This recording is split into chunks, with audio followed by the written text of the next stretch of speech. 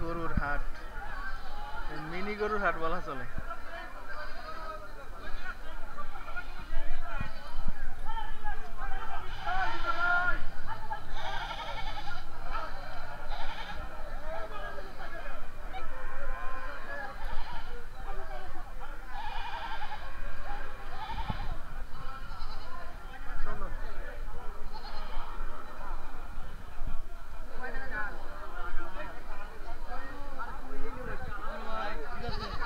এর নাম কি?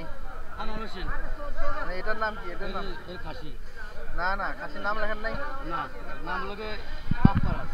বাপ্পারাজ এ কি ছেঁকা খাইছে? শেষে গেছে কত চান? কথা কর।